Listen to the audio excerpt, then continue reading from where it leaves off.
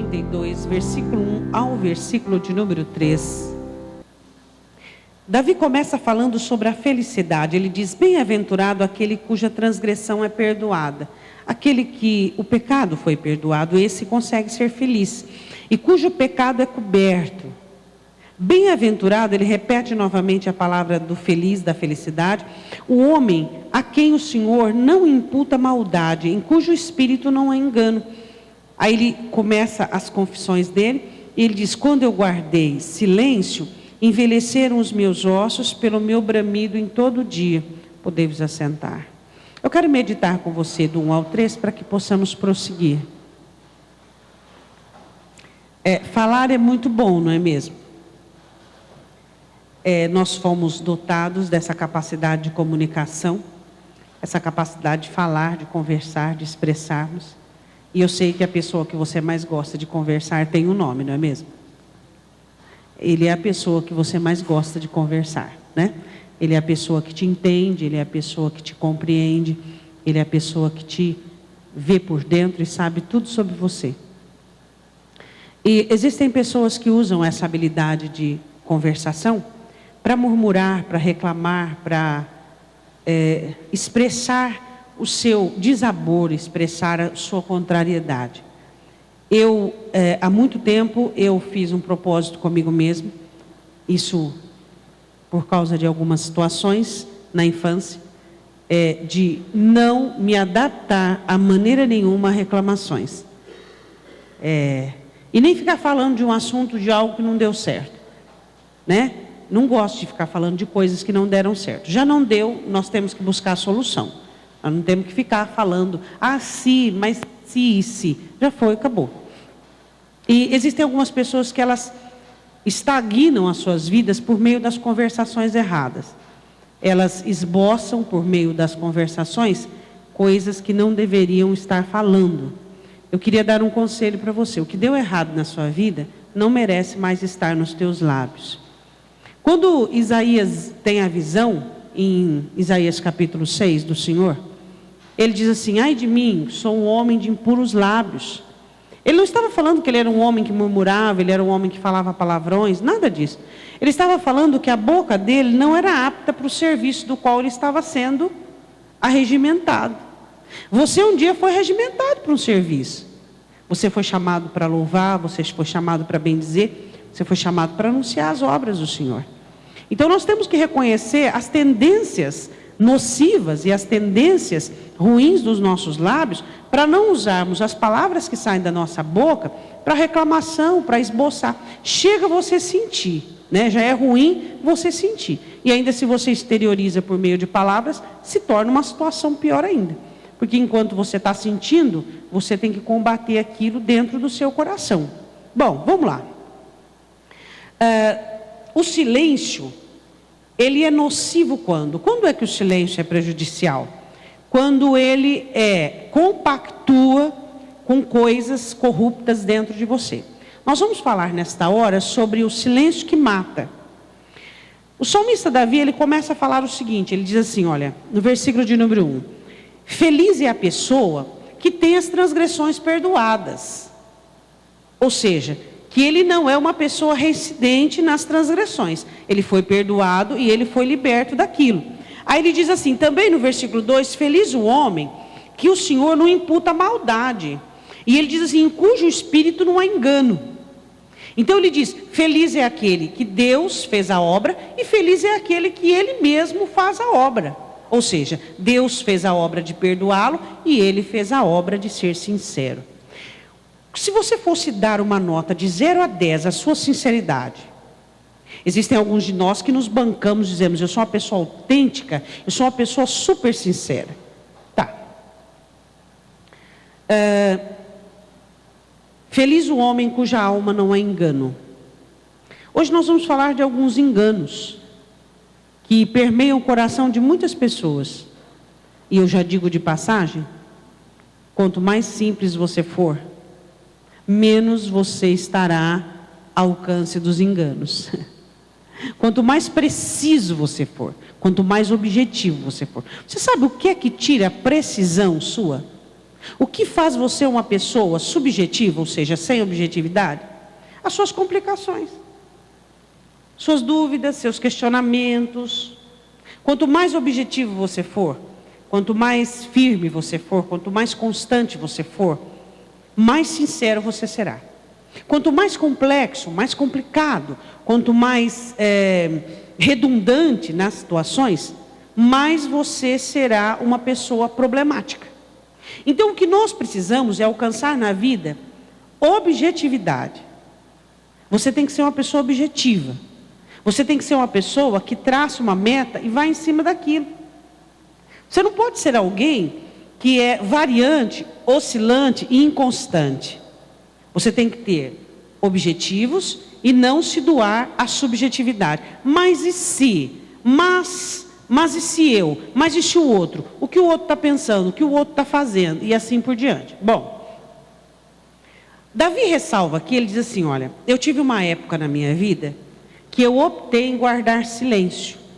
E quando eu fiz isso, olha o que ele disse no versículo de número 3. Quando eu guardei em silêncio, os meus ossos envelheceram pelo meu bramido todo dia. Ele diz, eu não tinha força, eu enfraqueci. Eu fiquei muito fraco. Por quê? Por causa do silêncio que não trazia confissão.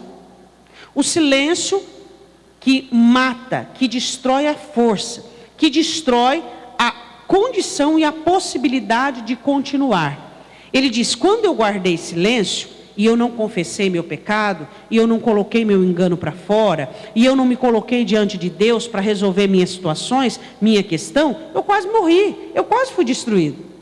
Eu quero falar sobre o silêncio que mata. Eu quero começar sobre o silêncio de Ana. Eu quero falar sobre as pessoas que não são contentes com a vida que têm. Ana começa a desenvolver um descontentamento muito crônico sobre a vida que tinha. Ela não era contente, ela tinha o amor do marido, ela tinha as partes principais das ofertas e sacrifícios, só que ela não tinha um filho. E o que ela não tinha começa a predominar sobre sua vida. Eu quero dizer uma coisa para você. Existem descontentamentos meus e seus que são naturais. E até alguns deles são favoráveis e são bons. Quando o contentamento, ele nos arroja, ele nos leva, ele nos conduz a mudanças.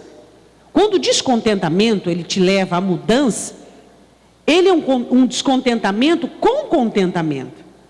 Agora, quando o descontentamento que você sente vem com reclamações, com murmuração, e você vai enterrando os seus sonhos, e você vai permitindo que esse descontentamento, ele acumule coisas negativas na sua vida espiritual, você vai começando a ficar uma pessoa amarga.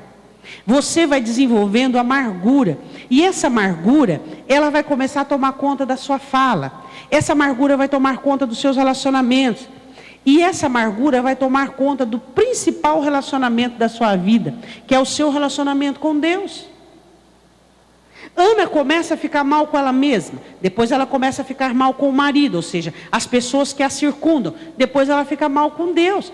Quando Eucana diz a ela, o seu coração está mal. Por quê? Porque Ana tinha muitas coisas na vida, só que ela tinha um descontentamento com algo que ela não tinha, e esse descontentamento enterrou ela numa nulidade e fez com que ela deixasse a sua vida espiritual ser contaminada por aquilo. Existem coisas que você não tem. Só que existem muitas coisas que você possui. Só que infelizmente Satanás tenta atrair você e chamar sua atenção e fixar os seus olhos apenas naquilo que você não tem. E quando você começa a ser capturado, a sua visão naquilo que você não tem, você foi enlaçado. Lembra quando Davi dizia assim, que o inimigo arma laços? Então, quando os seus olhos, sua visão é capturada naquilo que você não tem, e você não tem mais alegria para celebrar a Deus, e você não tem mais festa no seu coração, e você não tem mais regozijo, porque às vezes você não tem saúde, não é mesmo? Mas mesmo na saúde você dá um belo sorriso, e você olha para ele e diz assim, mas eu te tenho, isso já é suficiente. Às vezes você não tem recursos, às vezes você não tem E você sabe que coisas passam, as faltas passam. O que não pode faltar, disse Davi no Salmo 23, é Ele. Ele não pode faltar. Se Ele está presente, tem que ter contentamento. Se Ele está presente, tem que ter alegria. Eu quero que você vá comigo em 1 Samuel capítulo 1. Vá lá comigo. 1 Samuel capítulo 1. Nós olhamos aqui e vemos uma pessoa que estava engodada, enlaçada e em uma armadilha emocional. Ana havia feito silêncio sobre sua dor. Você sabe como é que procedeu a cura da Ana, não é mesmo? Quando ela conseguiu falar? Não. Ela mal conseguia falar. Claro que sim depois. Mas no princípio, o que ela fez? Chorou, esboçou sua dor, seu pranto, seu sofrimento. E ela foi livre e alcançou a sua petição. Por quê? Porque Ana estava vivendo um silêncio que estava matando ela, estava matando a si mesma, estava matando o seu relacionamento conjugal e estava matando a sua vida espiritual. Por quê? Porque ela não conseguia falar, ela não conseguia expressar que ela estava indignada. Onde já se viu Penina ter esse bando de filhos e eu não ter filhos? Deus, o Senhor é injusto comigo. Deus, onde já se viu? O que foi? O que eu fiz? Era isso que ela sentia, só que o temor que ela sentia não permitia que ela esboçava o que ela pensava. O silêncio mata. Você tem que falar para Deus o que existe dentro de você e não fingir que está tudo bem. Claro que o temor deve sempre ser o tempero das suas palavras diante de Deus. Mas você deve falar no que você está descontente. Às vezes você, por ser uma pessoa arrojada, você vai onde está o seu problema e você quer confrontar com o seu problema sem falar com Deus. Não vai funcionar porque não tem o óleo. Então você tem que falar com Deus o que é que você está descontente, no que é que a sua vida não está boa, e falar com Ele, expressar, esboçar e dizer para Ele, em forma da oração. E dizer: Senhor, a minha vida não está bem. Senhor, eu ando muito triste. Senhor, isso me faz falta, eu não deveria, mas faz. Senhor, o Senhor não é suficiente. Você tem coragem de dizer isso? Ai, pastor, mas se é a verdade. Aqueles dos quais o Senhor é suficiente, eles dizem: Senhor, Tu és suficiente. E essas faltas, para mim, são irrelevantes. Agora, quando o Senhor não é suficiente para você, você tem que falar para Ele.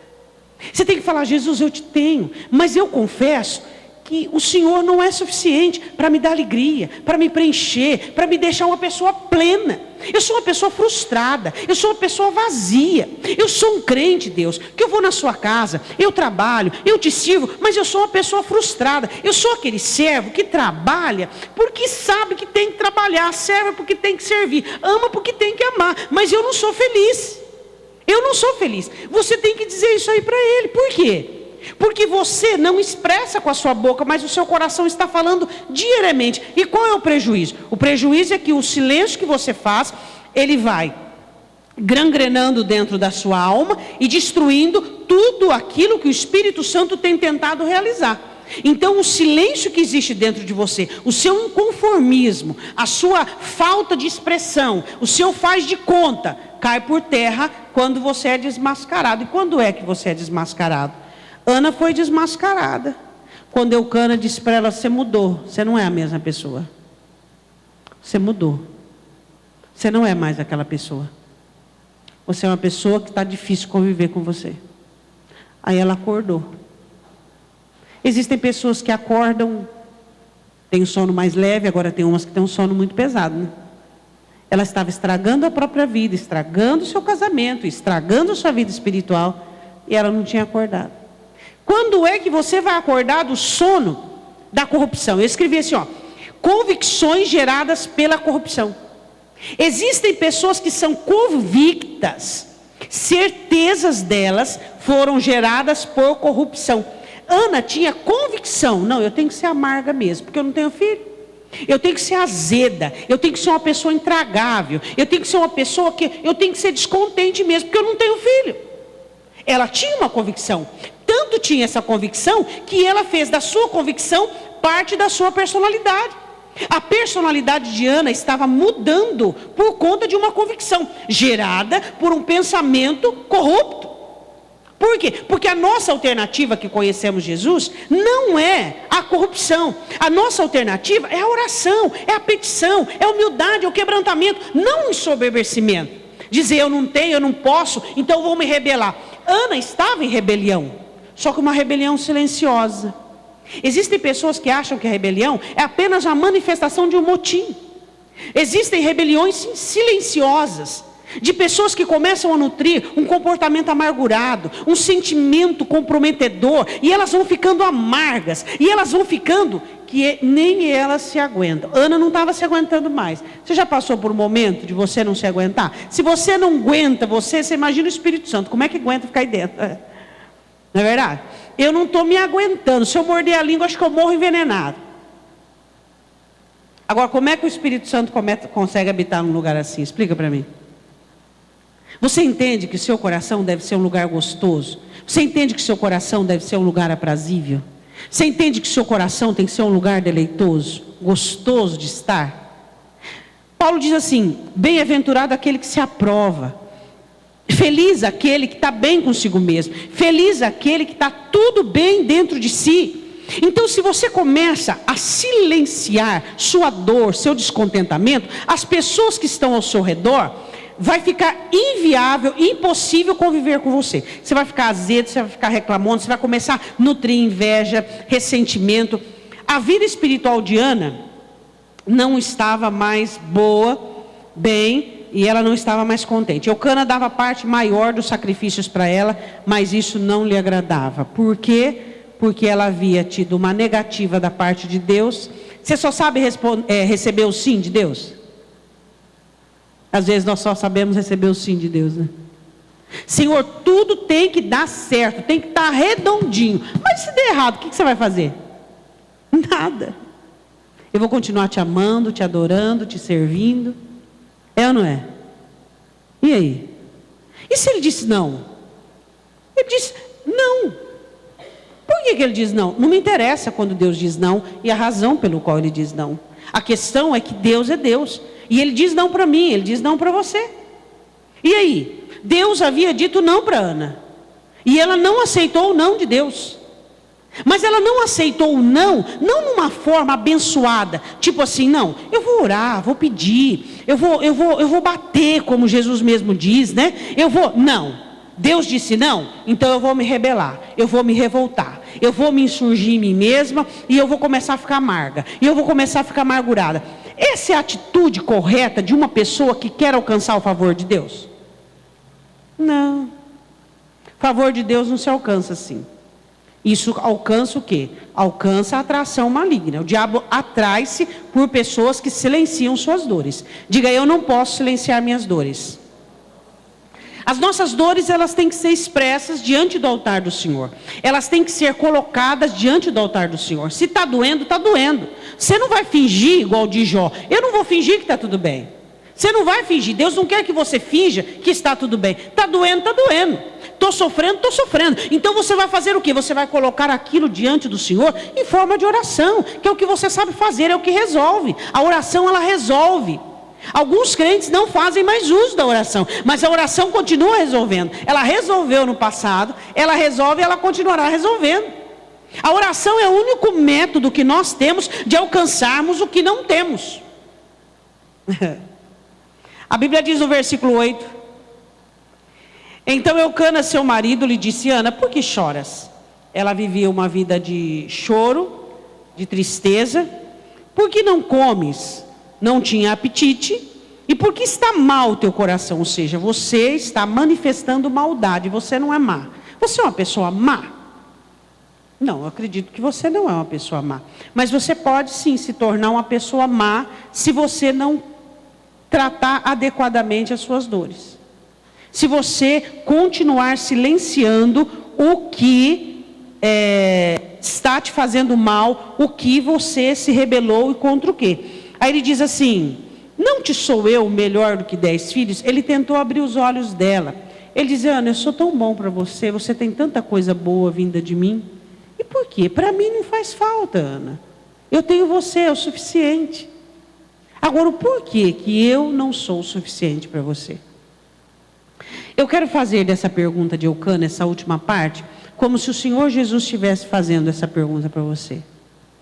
O que o Senhor Jesus diria para você nesta noite? Eu não te sou melhor do que? O que?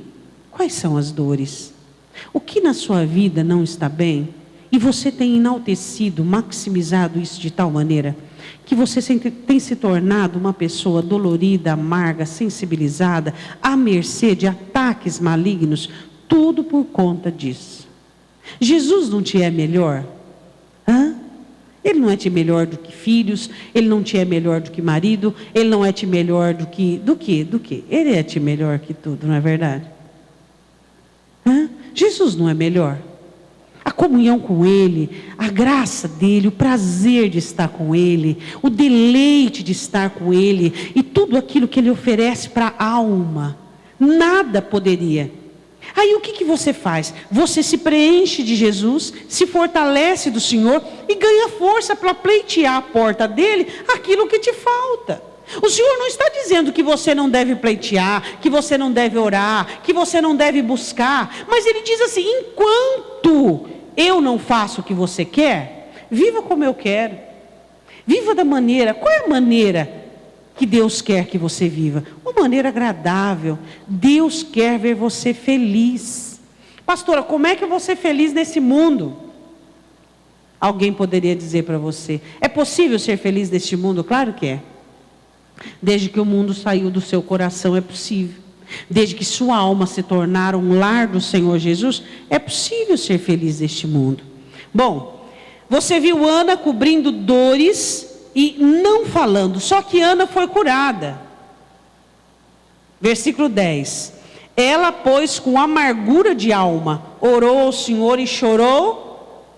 Agora sim, chorou abundantemente. Sempre haverá algo na sua vida que esteja faltando, que esteja fora do lugar. Quando é que você passou uma fase na sua vida que tudo estivesse de acordo? Agora, qual é o problema? Você não consegue fazer diferente? Você não consegue melhorar? Você não consegue se livrar desse laço, desse embaraço? Eu quero falar agora sobre 2 Samuel 12. Você sabe de quem eu falo? De uma pessoa muito especial para todos nós. Mas uma pessoa que o silêncio dele foi pelo engano. Davi. 2 Samuel capítulo 12. Davi era um homem segundo o coração de Deus. Um homem que Deus amava. Só que um homem que foi engodado por um prazer. Prazeres encantam as pessoas. Prazeres enlaçam as pessoas. Ana foi silenciada pela dor, Davi foi silenciada por um prazer. Ele comete adultério com Batseba, mata o marido de Batseba e ela engravida. E ele a toma como esposa. E eu gostaria que você fizesse as contas mais ou menos de 9 meses de gravidez, mais o nascimento da criança, mais a criança estar ali com alguns meses. Vamos supor que 1 ano a 1 ano e meio, ou mais, não sei, mas 1 ano, 1 ano e meio. Ele ficou 1 ano e meio. Tudo bem. Tudo bem. Onde estava a consciência de Davi? Ele diz no Salmos 32, bem-aventurado o homem que o Senhor não imputa engano. Que o Senhor não o acusa de engano. Quantas pessoas frequentam as igrejas e acham que está tudo bem com elas? E elas não passam apenas 1 ano e meio, não. Elas passam anos a fio, achando que tudo está bem. E lá dentro da alma delas, existem pecados, existem transgressões. Só que a consciência foi cauterizada. Não existe mais aquela culpa. Não existe mais aquela dor no coração. Não existe mais aquela noção, como Hebreus capítulo 6 diz: ai daquele que recebeu tanto e tudo do Senhor, mas não tem mais a noção, a interpretação que está no pecado. Está na transgressão. Ele começa a fazer de Jesus a sua religião particular. E ele começa por meio das rédeas particulares, por meio dos seus dogmas, do seu sistema particular, ele começa a reger a sua vida espiritual dentro de um parâmetro aprovado por ele. O selo de qualidade é dele, não é do céu. Ele mesmo bate o selo de aprovação, ele se aprova. Ele se aprova. Ele se gosta, ele concorda com o que ele fala. E ele faz, Davi continuou reinando, Davi continuou governando, Davi continuou ganhando guerras, e Davi estava num pecado. E Davi não acordava, ele não despertava. Por isso a exortação do apóstolo Paulo dizendo assim: desperta, ó tu que dormes, levanta-te dentre os mortos, e Cristo te esclarecerá. O esclarecimento de quem somos e o que existe de reprovado dentro de nós não é você, mas é o Espírito Santo de Deus, que traz sobre mim e você o convencimento. Ele nos avisa, ele nos exorta, ele nos redarga, ele nos corrige. É muito fácil você se aprovar, não é mesmo? Segundo a sua cartilha particular, segundo a sua regra, segundo as suas desculpas. Mas eu não fui à igreja por isso. Eu não me apego com Deus por isso, porque eu não tenho tempo, porque não dá, porque eu sou muito jovem, por isso, por aquilo. Eu fiz isso por isso. As nossas desculpas não são satisfatórias para Deus. Elas podem ser satisfatórias para nós durante um tempo, mas ela não é. Eu não li a Bíblia hoje porque não deu tempo. Isso é mentira. E aí você acredita na própria mentira. E você acredita no próprio engano. Por que você acredita no próprio engano? Porque é interessante para você. Porque é ruim você partir por um sistema de consciência exato, onde a sua consciência não é corrupta, onde você se norteia e permeia pela Escritura. Não, a Escritura diz que eu tenho que buscá-lo todos os dias, então eu estou errado. Hoje eu não orei, eu estou errado. Não importa se eu cantei, não importa se eu fui ao culto, mas eu estou errado, porque a minha alma, a respiração dela é oração. Eu preciso estar na presença do Senhor. Mas o que é que nós fazemos? Nós mesmos já damos o resultado. Eu não tive tempo, ponto, acabou, morreu aquele dia. O que vai acontecer? Vai acontecer que haverá mais outros dias, e esses dias levarão a uma crise de esfriamento espiritual, e essa crise te levará a viver uma vida de pecado. Por quê? Porque não houve de sua parte o convencimento. Você sabe por que nós tomamos a ceia uma vez por mês? Porque na ceia nós vamos fazer uma análise, um autoexame da nossa vida espiritual, dos nossos relacionamentos, e vamos renovar uma aliança com o sangue e com o pão, corpo de Jesus e o sangue, dizendo: Senhor, eu entendo o que o Senhor fez por mim na cruz, eu compreendo o que o Senhor fez por mim na cruz, e eu preciso dessa renovação, e eu preciso dessa restauração na minha vida. Davi não acorda, e ele passa dias, e passa estações, e passa meses, no pecado, sem se lembrar, O que você acha que ele fazia? Qual era o esquema psicológico que ele tinha? Não sei, algumas pessoas fogem do assunto, outras pessoas partem para o ativismo. Digam assim, geralmente os ativistas, fogem de si mesmos. Pastor, o que é ativista? Aquele que não tem tempo para nada. Senhor, não tem tempo para nada. Eu trabalho tanto. O ativismo é uma fuga das suas realidades, é uma fuga do que você vive, é uma fuga. Quem sabe Davi opta pelo ativismo, não é verdade? O dia inteiro ali naquela correria. Isso agrada a Deus, né? Porque Deus gosta de trabalhador. Deus ama os adoradores. Não tem tempo para nada, nem para adorar, nem para orar, nem para ficar meia hora quietinho, em silêncio, ali falando com Deus, olhando para dentro de si, analisando, olhando para a obra do Espírito Santo, percebendo o que está acontecendo, observando os enganos da alma, os esquemas que a alma cria para poder burlar estratégias, para poder fazer com que coisas erradas aconteçam. Você se conhece? Não. Você se presume. Você não se conhece. Por isso que você tem que estar dia ali, Senhor, tem compaixão de mim? Senhor, tem misericórdia de mim? Senhor, não permita que eu caia. Senhor, não permita que eu esfrie da fé. Você não se conhece, você se presume. Pedro achava que se conhecia, porque ele respaldava a sua vida cristã nas experiências que estava tendo com Jesus Cristo.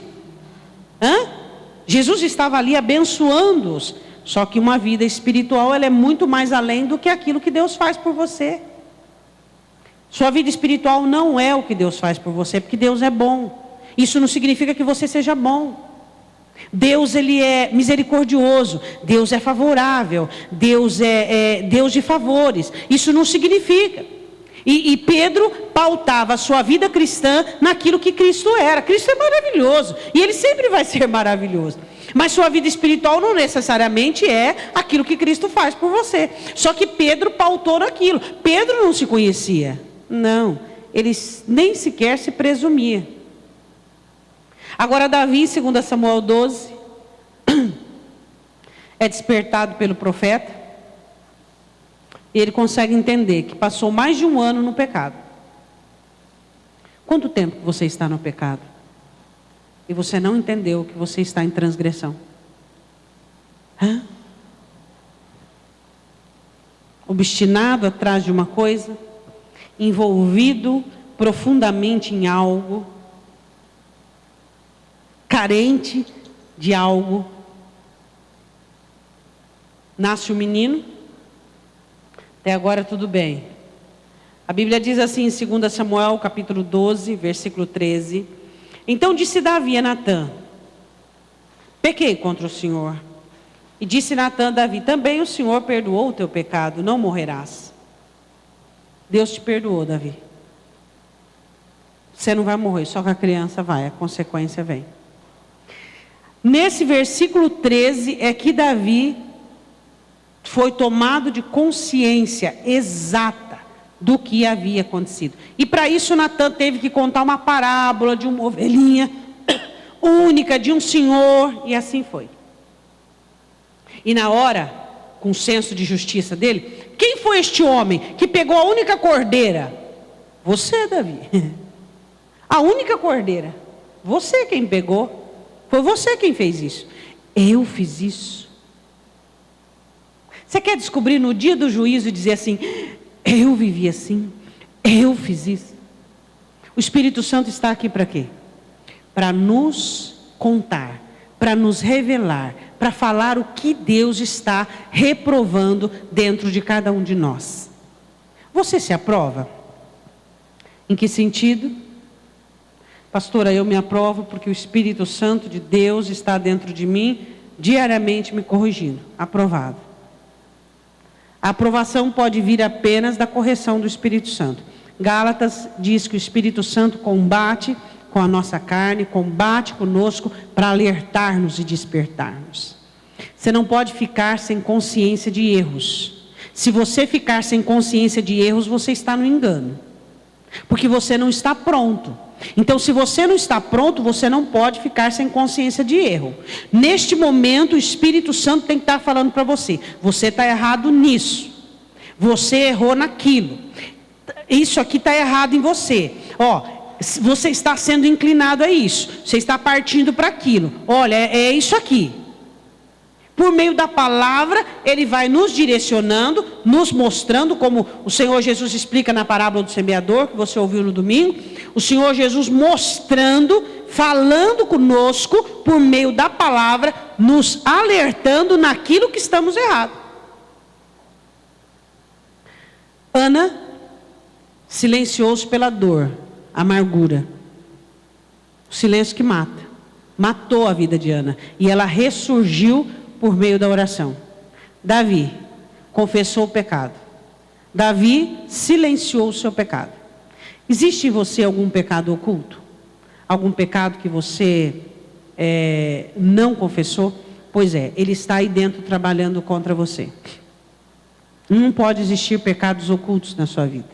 Você tem que confessar seus pecados. Você tem que confessar suas transgressões. Você precisa falar sobre seus desejos, você precisa confessar, você precisa... Pastora, mas eu não aguento mais. Toda vez que eu vou orar, eu tenho que confessar um pecado. É melhor você confessar um pecado do que você olhar e ver a sua tragédia iminente ali de frente de você. Você precisa aprender a confessar pecado. A Bíblia diz assim no versículo de número 14: todavia, porquanto com este feito deste lugar sobremaneira a que os inimigos do Senhor blasfemem. Diga assim: tudo que eu faço, sendo de Deus, tem uma repercussão espiritual. Pergunta para o seu irmão: você se importa com isso? Aí você fala assim: ah, pastora, mas não entendi nada que a senhora falou aí. Você faz parte de um reino. Eu não estou falando de pessoas apenas, das quais são muito importantes, não é mesmo? Jesus disse: ai daquele por qual vier o escândalo, né? Claro que nós nos interessamos e estamos muito importados com as pessoas que estão olhando para nós, porque nós somos testemunhas vivas de Cristo. Mas eu quero falar de inimigos espirituais, pessoas que não veem a hora, demônios que não veem a hora de você falhar. Por que você acha que Satanás foi falar com Deus sobre Jó? Água na boca do diabo para ver Jó falhar. Ele não se conformava em olhar para aquele homem íntegro, sincero e que amava a Deus. Ele queria que ele falhasse. Você tem que olhar para você e você tem que dizer assim: eu não vou dar esse gostinho para aqueles demônios que saíram da minha vida. Chegou o valente, mais valente, e arrancou os demônios da minha alma. A maldição que havia sobre a minha vida foi quebrada. Eu não vou dar o gostinho para esses demônios olhar e dizer: foi por isso, Jesus, que tu morrestes? Foi por isso aqui que o Senhor morreu? Eu não vou dar esse gostinho. Você não pensa assim? Você não pensa que quando você titubeia, Satanás fala: ponto aí, marca ponto aí no placar. Quando você está passando por uma provação, você tem que olhar para você, não como um olhar individualista, dizendo eu estou sofrendo. Não, você tem que falar assim: ó, existe uma nuvem de testemunha olhando para mim e dizendo: vai, fica firme, vai até o fim, como Hebreus diz, vai, vai. Pessoas já passaram por coisas piores, aguenta firme, aguenta firme, aguenta firme. E você olha e diz: então, eu não vou reclamar, eu não vou murmurar, não vou titubear e nem vou voltar para trás. Por quê? Eu não quero ser vergonha para este reino. Não quero envergonhar o reino dele. Eu faço parte de um reino. Eu gosto muito de assistir esses filmes épicos antigos. E eu acho muito bacana a fidelidade dos soldados aos seus reis. Os romanos, eles morriam por causa de seus reis. E essa fidelidade, ela tem que ser muito ampla dentro de cada um de nós. Por quê? Porque eu não vou deixar que os demônios zombem do reino de Deus por causa de um titubeio meu. Estou sendo provado? Pois eu vou ser aprovado até o fim. Eu não vou fazer com que os anjos inclinem a cabeça. Eu não vou envergonhar a grande nuvem de testemunhas que estão de olho em mim. Não vou fazer isso. Quando eu estou passando por uma tentação, eu vou ser firme.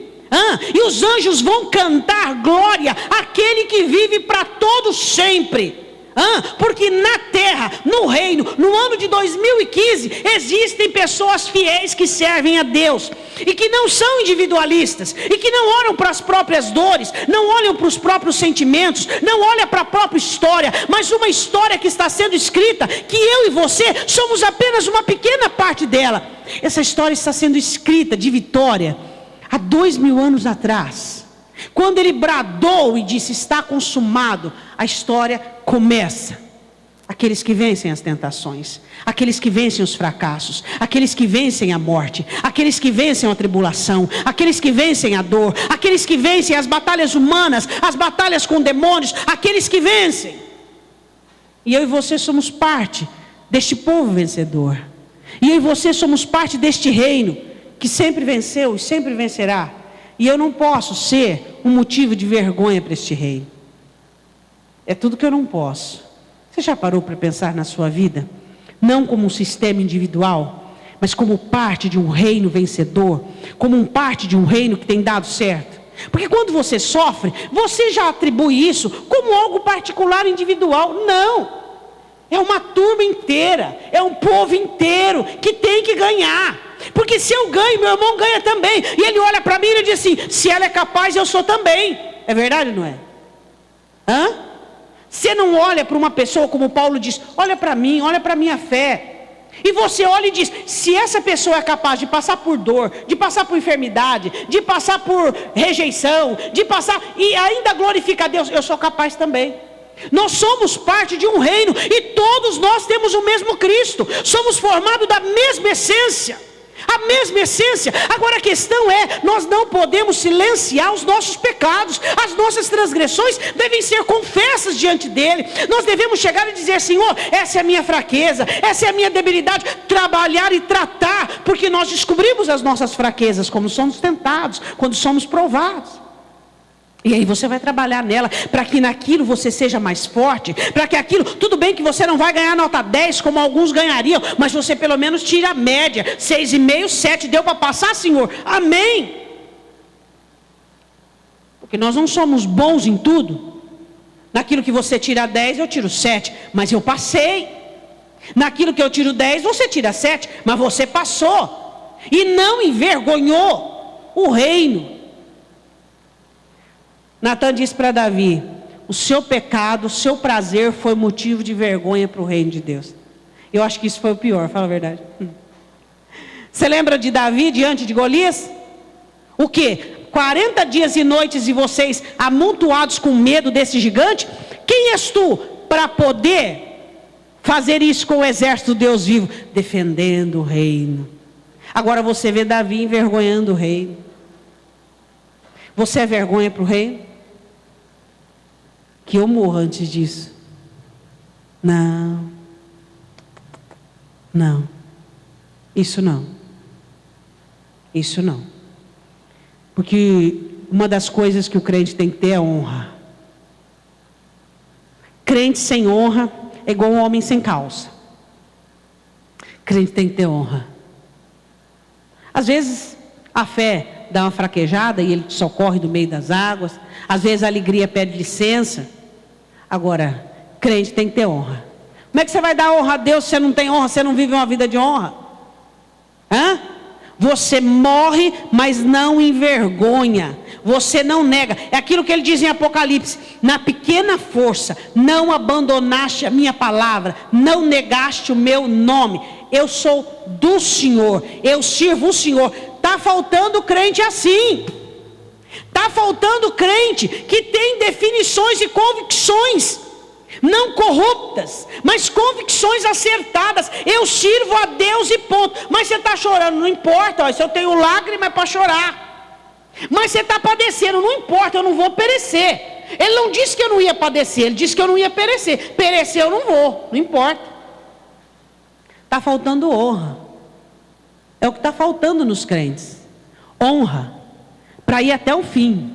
Para confiar nele. Para não olhar para a direita. Qual foi o segredo que Deus deu a Josué? Josué, você quer ser uma pessoa de sucesso? Josué capítulo 1, versículo 9. O que você faz? Você não olha nem para a direita nem para a esquerda. Você não atenta para aquilo que acontece do seu lado. Você olha só para mim. Você só olha para mim. Se você olhar para mim, você vai ser uma pessoa de sucesso. A direita e a esquerda é variante, não é mesmo? Davi, os inimigos do Senhor estão debochando do seu pecado. É tudo que eu não posso ter e tudo que você não pode ter.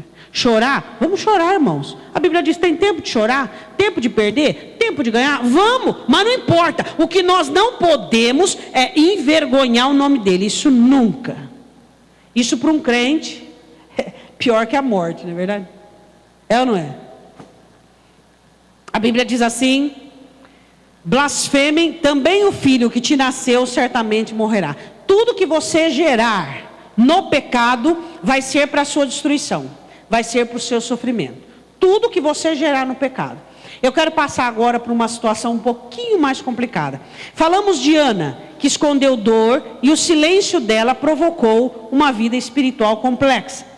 Falamos de Davi, que ele encobriu o pecado e o pecado dele trouxe situações agravantes. Agora eu quero falar de pessoas que não se perdoam, de pessoas que não conseguem encontrar-se, de pessoas que não sabem quem são, de pessoas que silenciam a sua identidade, não sabem quem são e elas são subjugadas aos outros para sempre. São salvas? Foi. Esse foi salvo. Só que viveu uma vida de dificuldade. Você conseguiu perdoar o que fizeram com você? Qual é o último nível? Eu quero que você entenda isso aí. O último nível de perdão. O último nível de perdão é quando você desfaz. Diga isso para o seu irmão. Se você perdoou, não tem mágoa, não tem ressentimento, mas você não desfez, você não tem perdão completo. O último nível do perdão é quando eu desfaço o que fizeram comigo. Eu consegui assumir o controle da atividade da minha identidade. Eu desfiz o que fizeram comigo. O que fizeram comigo foi gerar uma pessoa tímida. O que fizeram comigo foi gerar uma pessoa insegura. O que fizeram comigo, todas as coisas, foi. Então o que eu faço? Último nível do perdão. Eu desfaço o que fizeram comigo. Eu faço com que tudo se torne antônimo, contrário. Esse é o último nível do perdão. Quando você consegue desfazer as atrocidades do que fizeram com você, você diz: eu perdoei, eu esqueci o meu passado e eu parti para outra. Do contrário, você ainda está no seu passado. Você só consegue livrar-se do seu passado quando você desfez. Tá, o comportamento paterno, materno te deu uma identidade complicada. As coisas que aconteceram complicou sua identidade. Você é uma pessoa com muitos problemas. Você tem que desfazer isso tudo. Quando você desfez, você pode dizer: agora eu estou livre do passado. Do contrário, não. O que acontece com Jacó? Jacó nunca conseguiu desfazer o que fizeram com ele. Pastora, mas a senhora podia ter pegado um exemplo assim, vitorioso. Vai fazer o quê? Veio esse aí, o Espírito Santo mandou falar dele, né? Nunca conseguiu desfazer. Aquele moço tímido, aquele moço que não tinha posição, aquele moço que não tinha aquela garra, ele nunca conseguiu, não conseguiu mudar. Mesmo depois com o encontro em Peniel, mesmo depois. Você pode ver depois do encontro de Peniel, quando o Senhor manda ele voltar para Betel, o povo dele ainda tinha ídolos no meio do povo. Ele nunca conseguiu uma identidade. Nunca. Ele nunca conseguiu dizer: espera aí um pouquinho, Deus me escolheu, Deus me ama, eu preciso dar um pontapé nesse passado e eu preciso assumir uma nova vida. Eu não posso aceitar sentenças. Os filhos, a filha estuprada, os filhos enganando, e assim foi. E no final da vida, que eu já preguei sobre isso, ele relata para Faraó, e ele disse: os meus dias foram poucos e maus. Por que os dias dele, ele relata a vida dele como poucos e maus? Porque ele não desfrutou de nada, ele não viveu nada, a vida dele não foi plena. Realmente ele teve uma vida ruim, não foi boa. Deus foi bom para ele, Deus foi maravilhoso. Deus perdoou, Deus aceitou, Deus prosperou, Deus deu filhos, Deus cumpriu a promessa de Abraão nele. Teve um filho maravilhoso chamado José, só que não era uma pessoa feliz. Por quê? Porque ele não conseguiu desfazer o que fizeram com ele. Quando a mãe dele manda ele enganar o pai, ele diz assim: mãe, eu não posso fazer isso, porque eu vou ser uma pessoa amaldiçoada. Ele sabia que não podia, mas fez. Quando você vai contra o que você sabe, você está se mutilando. Você não pode ir contra aquilo pelo qual você já recebeu. Quando você faz algo e você não recebeu nada, e você não foi semeado, não teve investimento, é uma coisa. Agora, quando você recebeu o investimento para ter uma atitude favorável, você tem mais é que fazer aquilo que é correto e certo. O que Jacó fazia quando ele tinha atitudes que era contrária ao que ele recebia? Ele se mutilava, ele se destruía. Seja fiel àquilo que você tem recebido. Seja fiel às amizades que você recebeu, seja fiel à graça que você tem, seja fiel à palavra, ao Espírito, seja fiel ao dom, seja fiel ao que Deus te deu. Faça tudo para que essas coisas possam evoluir, crescer, melhorar, dar certo na sua vida. A Bíblia diz assim, eu quero que você vá comigo em Gênesis 32. Ele, é interessante, né? Agora com filhos, próspero, rico, abençoado, sabia que Deus estava com ele, mas era um rato, se sentia um ratinho, diante do irmão. Como é que era o nome do irmão dele? Para ele, Esaú parecia um leão, e ele um ratinho. Se você se sente um ratinho, você pode ter até a força do leão, o Deus do leão, mas você vai ser um ratinho. Se ver como um ratinho, se sentir como um ratinho, se comportar como um ratinho. Não vai ver a hora de ter um buraco numa parede para você se enfiar. Por quê? Porque você não desfez o que fizeram com você. Você não conseguiu desfazer a identidade na somatória que você herdou, você não conseguiu desfazer aquilo. Então você vai ser um ratinho, tendo o Deus do leão, a força do leão, rugindo como leão, mas diante do seu passado, diante das adversidades, você vai ser um ratinho. Você é um ratinho? Se esconde. O irmão dele estava de encontro com ele, para poder abraçá-lo, para poder matar a saudade, e ele com medo. Por quê? Porque ele ainda era aquele Jacó, de muitos anos atrás, 20 anos atrás, que estava com medo do irmão.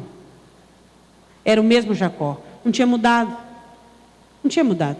Pastora, mas ele já tinha família, ele já tinha filhos, ele já era rico, ele já era próspero. Aqui não tinha mudado. Não é o que você tem de Deus. Deus não era maravilhoso com Jacó? Maravilhoso, perdoou, ele amou, deu promessa, cumpriu as promessas. Só que Jacó, era aquele rapazinho, aquele menino tímido, aquela pessoa medrosa, aquela pessoa que o passado ainda o assombrava. E quando o passado te assombra, você vai ser sujeito às pessoas. Você vai ser subserviente às pessoas. Você vai pagar para as pessoas te amar. Você vai fazer o que for preciso para que você seja querido, seja uma pessoa amada, e aí você vai se embananar todo e não vai conseguir o que você quer, e assim por diante. Jacó ainda era o irmão de Esaú, aquele irmão que havia sido fugido e que ainda estava amargurado com aquilo. Se culpa pelos pecados que comete e se submete a própria vida ao próximo. Quando você não consegue desfazer o que os outros fizeram com você, você vai continuar sendo servo dos outros. As pessoas vão continuar fazendo com você o que fizeram no passado. Por quê, pastora? Não, dessa vez eu aprendi, hein? Eu não caio noutra. Mentira, vai cair igualzinho ou até pior. Você já ouviu isso? Não. Sim, pastor, ó. Estou escaldado dessa vez, mas cai direitinho. Por quê? Porque o diabo muda a capa do livro, mas lá dentro é a mesma coisa, a mesma história. Você vai cair de novo. Por quê? Porque você não desfez o problema. O problema não é do lado de fora, o problema é do lado de dentro. O porquê que aquela pessoa conseguiu fazer aquilo com você? Porque você tinha um amontoado dentro de você de coisas e não de essência. Então vai aparecer uma outra pessoa, uma capa linda, maravilhosa, de um oásis, de um jardim, de um paraíso, só que dentro é a mesma história. A única maneira de você se livrar da escravidão alheia é desfazendo o que os outros fizeram com você. Essa é a única maneira. Você tem que desmanchar, você tem que desfazer, você tem que se livrar e entender o porquê fizeram o que fizeram. Gênesis 32, versículo de número 6, diz assim: e o mensageiro voltou a Jacó e disseram: fomos a teu irmão Esaú. E também ele veio encontrar-se com 400 homens com ele.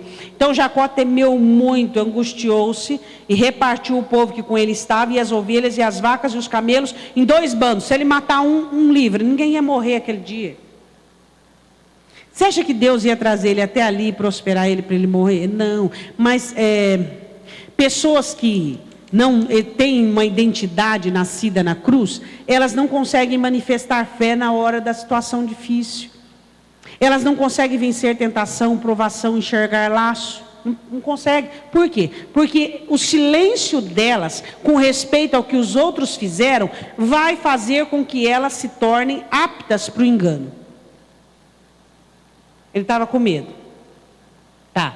Encontrou, vai encontrar com o irmão, mas eu quero falar com você, 32, versículo 27. Qual o teu nome? Jacó. Você é um bom lutador, Jacó. Você é um bom lutador? Um bom lutador. Lutastes com os homens e com Deus. Você acha que ser um bom lutador é suficiente? Você acha que ser segundo o coração de Deus para Davi foi suficiente? Você acha que ter sabedoria para Salomão foi suficiente? Você vai passar a vida inteira lutando? Não tem um momento na sua vida que você para de lutar com tanto fermento dentro de você, para de lutar com essa velha criatura, para de lutar com o que está do lado, para de lutar. Não tem um momento. O que o anjo diz para ele? Você é um bom lutador, só. Mas um bom lutador não significa ser um bom vencedor. Quando é que você é um vencedor? Quando você venceu você mesmo. Aí você é um bom vencedor. Mas tem gente que são bons lutadores. Eles vivem lutando a vida inteira. Luta contra o ego, luta contra o passado, luta contra a velha criatura. Uma hora você vai cansar. Ninguém é de ferro. Ninguém é de ferro. Uma hora você vai jogar a toalha e você vai falar: Senhor, eu não aguento mais minha vida. A minha vida é lutar, minha vida é lutar, minha vida é lutar, minha vida é lutar. Você tem que ter vitórias na sua vida. Você tem que ter êxitos. Senão nenhum crente aguenta. Você tem que olhar para a sua alma e ver que ela é inapta para se rebelar. E aí você diz assim, vitória. Minha alma é incapaz de se levantar contra Deus. Vitória. Agora você passa a vida inteira, tipo assim, comedindo a alma e exortando. Não rebela, hein? Não rebela. Você é cansativo, fala a verdade. Você tem uma fraqueza, você passa a vida inteira lutando com a sua fraqueza. Você não tem vitória, você não tem êxito. O que o anjo diz? Qual é o teu nome? Jacó, usurpador. A partir de hoje você vai ser Israel, porque você luta como um príncipe. É isso que você quer ser na vida? Só um lutador? Você não conhece a história dele? Continua lendo. Continua engano, continua inércia, continua tudo. E aí? Só um lutador? Só? Nasceu para sofrer? Não vence. Não vence. Não existe um parâmetro que você diz assim: espera aí um pouquinho. Já passou 3 dias no quarto, fedeu, chega, acabou. Nada de sensacionalismo, nada de dramatização, porque o crente gosta de fazer um drama miserável. Chega, eu já aprendi que não dá certo por esse caminho, então eu vou me consertar. Ele guardava no coração, ele era assim com a mãe, né? Guardava uma saudade da mãe, um remorso de ter saído daquela maneira, um arrependimento, tudo isso aí acumulado dentro dele. Se você não consegue resolver as questões das pessoas, do seu passado, você vai ser subserviente às pessoas do seu presente. Desfaz o que fizeram com você, seja lá o que for. Excesso de mimo, excesso de cuidado, excesso de zelo. Cria-se uma característica de pessoa frágil, de pessoa fraca, que acredita em todo mundo. Desfaz o que fizeram com você, seja lá o que for. Porque existem pais que não fizeram coisas más, mas fizeram coisas ruins por conta de não saber fazer o que é bom. E aí?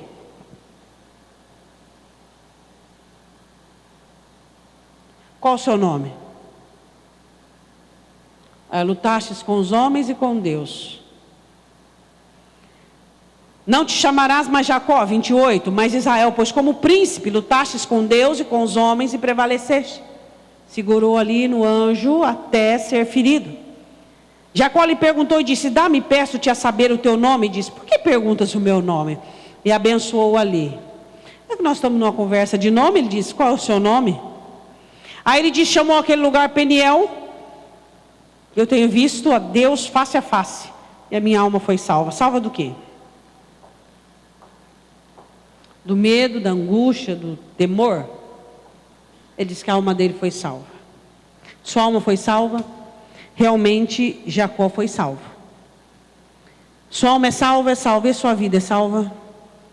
Salva de ser subserviente ao próximo, salva de si mesmo, salva de fraquezas, salva de debilidade. Você quer ser só um lutador a vida inteira? Parabéns para você. Não sei se você aguenta muito. Davi morreu precocemente, aos 70 anos de idade, com frio que nada o aquecia. Que as suas lutas tenham um começo, um meio e um fim. Que nas suas lutas você seja um vencedor. E que você não encubra dores como Ana. Não encubra pecado como Davi. E não cubra miséria como Jacó. Jacó tinha uma alma em miséria. Só que encobria. Sabe? Muito trabalho, dia e noite. Uma alma que sofria de uma miséria terrível. De arrependimentos que o matava por dentro. As pessoas fizeram mal para Jacó. Mas Jacó fez mal para as pessoas. Mas fez por não saber fazer diferente. Não importa se você faz errado por não saber fazer, não ter forças, você fez errado e a consciência vem. Tanto a consciência quanto a consequência. Agora, eu quero te fazer uma pergunta. Em qual desses três você se encaixa? Você é alguém que silencia suas dores, como Ana? Você é alguém que silencia o seu pecado, como Davi? Você é alguém que silencia as suas misérias, como fez Jacó? Lê a história de Jacó. Vê a família, vê a desordem, vê de tudo aquilo que aconteceu. Vê a confissão dele para Faraó no final. Ele diz, minha vida não foi boa, foram poucos e maus os meus dias. Vê. Um patriarca. Um homem de Deus. Mas que mesmo esse encontro com o Senhor não foi suficiente para mudá-lo. Quantos encontros você já teve com Deus? O que é que está faltando? Para mim, pastora. Você. Sua decisão. Livra-se do que fizeram com você. Desfaz. Eu perdoei, esqueci meu passado, mas você continua da mesma maneira, com pequenas melhoras do mal que fizeram com você, então você ainda não esqueceu, não está livre e não houve perdão. O último estágio do perdão é a força suficiente para você refazer, desfazer e fazer de novo, totalmente contrário, diferente o que você viveu. Quantos de vocês ainda não estão com a mão a essa obra de desfazer? Ainda tem medo, ainda desconfia, ainda é recluso, ainda é antissocial porque foi traído, ainda é recluso porque foi magoado. Fatos mudam a sua personalidade? Mudam? Não. Características suas, que Deus... Pastora, minha característica é ser alegre. Deus me fez alegre. Não deixe que ninguém tire essa característica.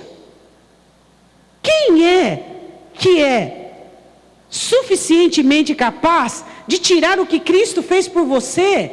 Foi uma característica que Ele te deu. Pastor, eu sou uma pessoa assim arrojada, segura. Não dê, vai ficar com medo porque você confiou a alguém alguma coisa e essa pessoa te traiu? Livra-se disso. Existem outras pessoas confiáveis na face da terra. Quando é que se fica decepcionado o suficiente para mudar a personalidade? Quando você entrega a alguém que não deveria entregar.